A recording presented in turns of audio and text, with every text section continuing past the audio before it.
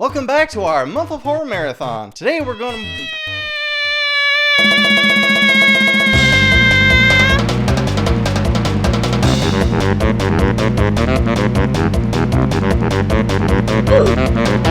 Meow. God, you scared me. Meow, meow, meow, meow. We already started that. You're a week late to the party, bud. What have you even been doing for a week straight? Meow, meow, meow. Yeah, that figures. That tracks. That does sound like you. All right, yeah, come on. Take a seat. Meow, meow. A long time ago, I had no interest in horror video games whatsoever. Then Resident Evil 7 came along and changed everything. A little while after that, I played the Resident Evil 2 remake and I liked it even more. Well, now I've got the itch to play Resident Evil 3. Now listen, I'm not blind. I've seen multiple hour-long essays pop up on my feed talking about how terrible Resident Evil 3 is. Heck, I saw a 16-hour-long video pop up on my feed talking about how terrible it is. I'm not joking. It's out there. But look, these videos are about my experiences. So I'm going into this game blind and I'm going to talk about what I think about it. Then maybe I'll watch other people's videos and react to what they have to say about it. But before that point, it's time to talk about what my experience is with Resident Evil 3. If you played Resident Evil 2, then you'll have a good idea of what you're getting into with Resident Evil 3. In terms of the mechanics and the story beats, it's pretty much the same. Instead of Leon and Claire, you play as Jill Valentine. Jill is a returning character from the original Resident Evil, but I've never played that game because I hate tank controls and fixed camera angles. It probably does a disservice to me though, because most players will already have an emotional attachment to her and I don't. Still, the introduction sets the scene very well for me. We can gather that Jill is quitting the force and moving to another town in 3 days. She clearly has a boatload of anxiety. She dreams of slowly becoming a zombie and having to shoot herself, and it looks like she's handling the stress about as well as you would expect a cop in the 90s to, with pills and booze. What? I didn't say I was any better. In all seriousness though, look at this fridge. It's atrocious. It's literally just beer, wine, baked goods, soda, and does that say raccoon milk? Raccoon milk? That's gotta be more disgusting than human breast milk. Ugh.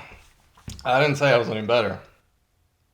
Jill's a mess, her apartment is a mess, but that's okay because once she's out of here, everything will be A-O nuts. Ladies and gentlemen, Resident Evil 2 had Mr. X, Resident Evil 3 has Nemesis. He's essentially the same guy, but uglier. And it's pretty obvious that he's been programmed in order to take out Jill because she's collateral for Umbrella Corporation. I still can't hear that name without thinking of the Umbrella Academy on Netflix. Jill manages to escape from Nemesis as it's trapped by the burning, crumbling building. As we go outside, we enter into the events that unfolded at the beginning of the second game. Raccoon City is experiencing the zombie outbreak. Jill runs into Brad, who turns out to also be from the original game. Alright, I guess I'm gonna have to play that game sometime. They run for cover, but Brad gets bit, killing off beloved characters at the start of the third installment? What is this, the Alien series? I kid, but speaking of 90s movies, despite the horrors happening around me, I couldn't help but take some time to appreciate how much this game made me feel like I was running around in the 90s. Just look at this environment. There's payphones and newsstands. I haven't seen a newsstand since I was a little kid, but to be fair, I don't live in a major city. Some might consider this cheesy or silly, but I personally really appreciate the fake movie posters hanging on the walls. It's fun to figure out what movie or a combination of movies they're supposed to represent. Air Combat 1942 feels like it's a split between representing Top Gun the movie and Capcom's 1942 arcade video game. Command Team Mars, Carlisle's Off Duty looks like it's probably a reference to 2 or more movies. I immediately get Beverly Hills Cop vibes since Axel Foley is on vacation in that movie, but this guy is also white, and with that getup, I think there's another cop movie I'm not familiar with mixed in. Oh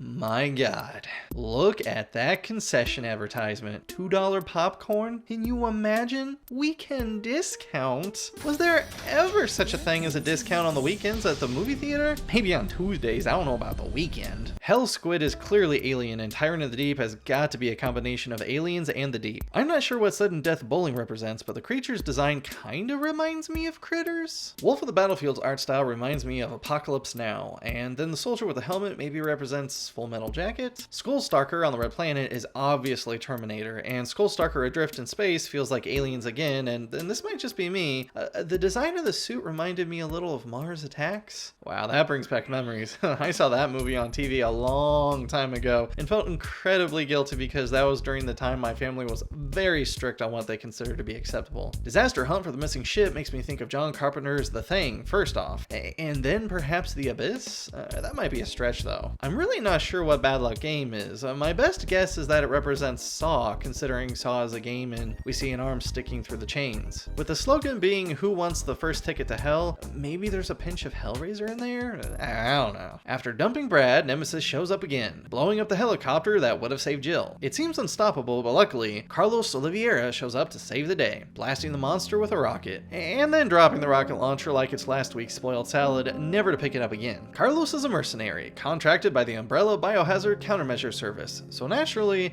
Jill doesn't trust him. They meet up with Mikhail Victor, Carlos's captain, who seems privy to Jill's identity. They got a bunch of civilians hanging out on the subway, but unfortunately, the power's out. So they send Jill out to restore power. And so here the game truly starts. Resident Evil 3 is deceptively similar to Resident Evil 2, but fundamentally, it's different. The game engine is the same, most mechanics are the same, most items coexist between both games, but at its heart, Resident Evil 3 has a different focus in how to play. I haven't seen other people's reviews yet, but if I had to take a guess, I'd say entering into Resident Evil 3 with Resident Evil 2 sensibilities is the first mistake people make in souring their Resident Evil 3 experience. Resident Evil 2 was all about item conservation. Your item slots were very limited, and most of the time the goal is to get around enemies without hardly interacting with them. Resident Evil 3 is technically the same, but it's actually a much shorter game and more action-oriented, meaning you can feel more comfortable letting loose with your weapons. Emphasizing this, there's actually a point system. You earn points by completing challenges, such as completing the game on higher difficulty or destroying all the Charlie dolls. You can then use those points for items and weapons in a store found in the main menu. Whatever you buy will automatically appear in the storage box, and if you play a new game, it'll already be there the first time you open the storage box. This is one way I'd say Resident Evil 3 trades off with Resident Evil 2 rather than expanding or reducing. Resident Evil 2 was extremely replayable because it's the kind of game you naturally want to see how fast and efficiently you can get through the next time. When you go through it again, you'll already know the solution to the puzzles, and you've probably written down the codes to the safes and locks, allowing you to power yourself up early on. But like I said, Resident Evil 2 was about item conservation, so I rarely took advantage of early weapon upgrades. With Resident Evil 3, there are far fewer puzzles, safes, and locks, so how you get through the game faster is by becoming more efficient in combat, and beefing yourself up to do so. Not only are there coins you can hold which increase your damage output, reduce your damage intake, and gradually heal you over time, making combat a far less risky proposition, but you can also buy weapons and unlimited ammo, including the infinite MUP handgun, the infinite CQBR assault rifle,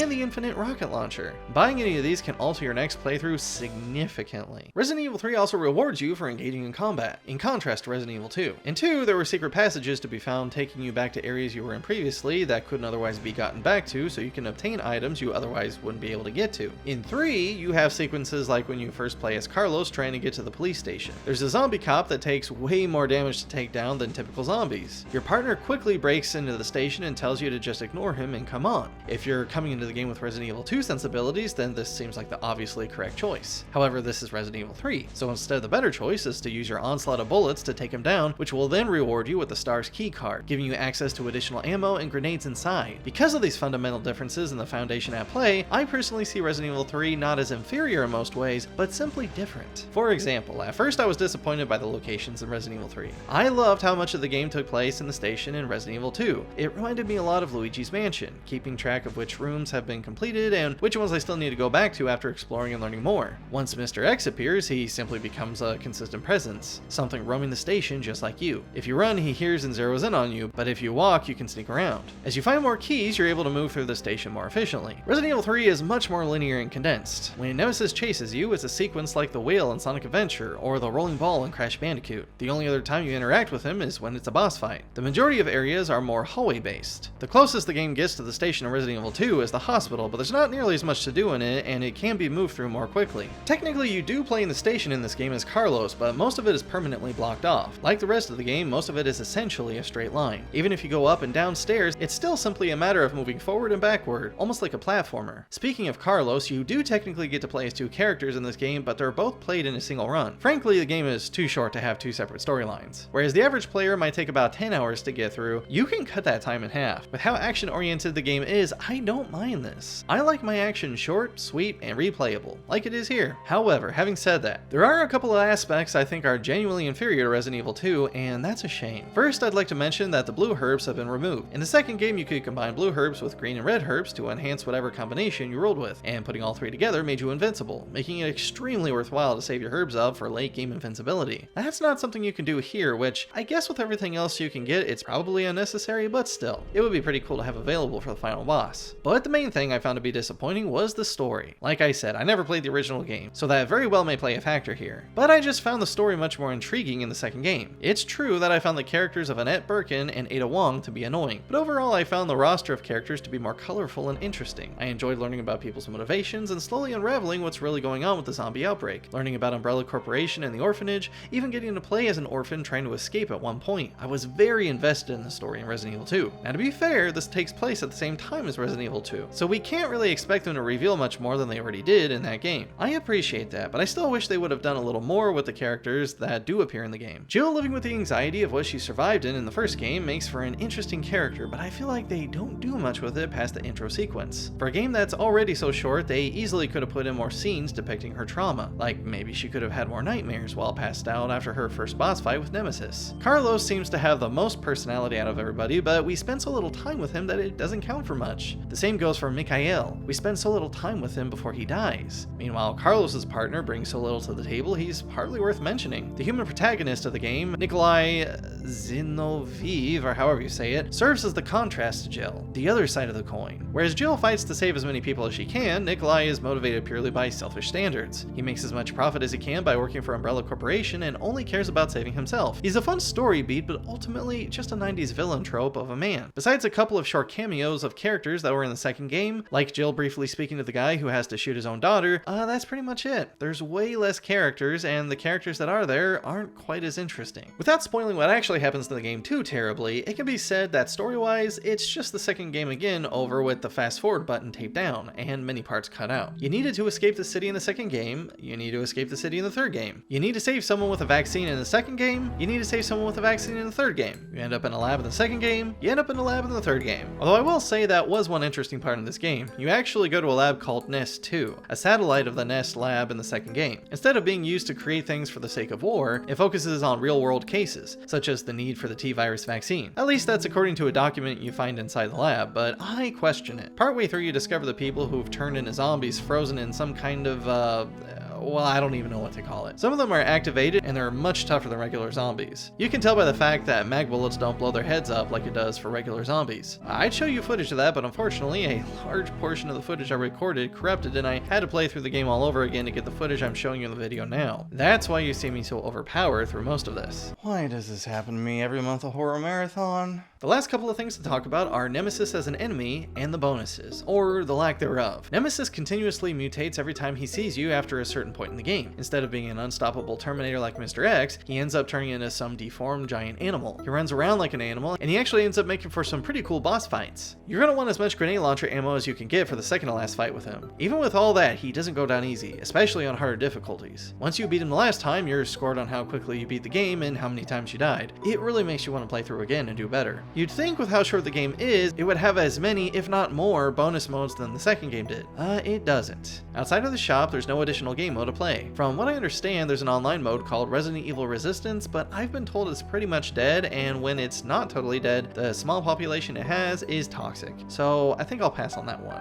I'm good. And that was Outlast 3. The story left something to be desired, but the gameplay itself ended up being really fun. You know, I'll say that it's very rare for me to play a video game for the first time as an adult and then go back to play it again. But I can tell that Resident Evil 3 is going to be one of those games. And if that's not high praise, then I just don't know what is. Well, this has been an interesting horror marathon so far. Up to this point, I've done pretty much nothing but defend video games other people don't seem to like. Kinda makes me wonder what the rest of the marathon's gonna be like. I guess we'll find out, but in the meantime, don't forget to... Hi. Come. Sky. Yeah.